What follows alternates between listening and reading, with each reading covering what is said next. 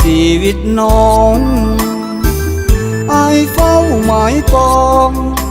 จับจองตัวน้องก่อนไผหวันใจเสียว่าตัวอายจะมาสาไปย้านชายอื่นไกลญาติไปในอีกบ่นานบาดเป็นหัวใจข้างใน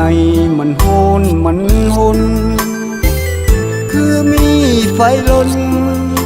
คิดจนบอกเคยว่างงาน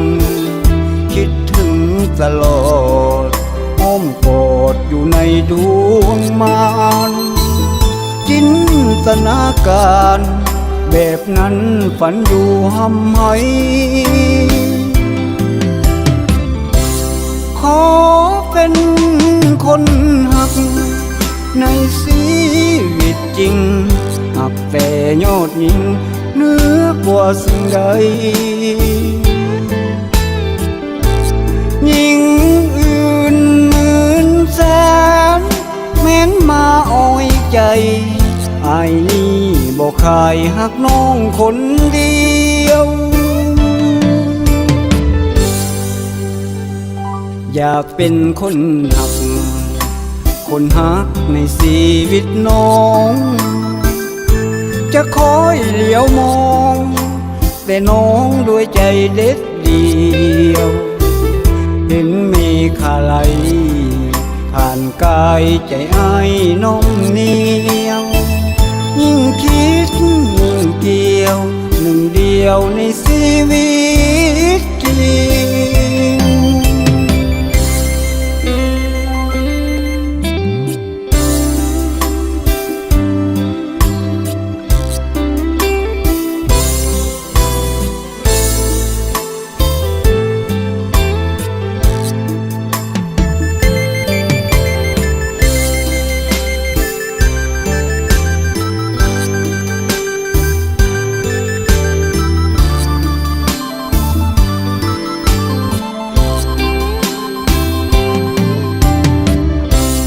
ขอเป็นคนหัก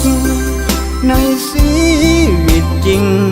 หักแต่ยอดยิ่งเหนือกว่าสิ่งใดยิ่งอื่นหมื่นแสนแม้นมาอ้อยใจอายนี่บอกขายหักน้องคนเดียว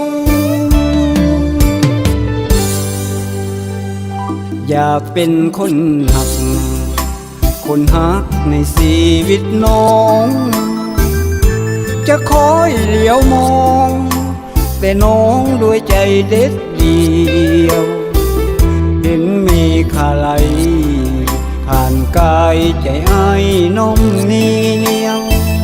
ยิ่งคิดยิ่งเกี่ยวหนึ่งเดียวในชีวิตจริง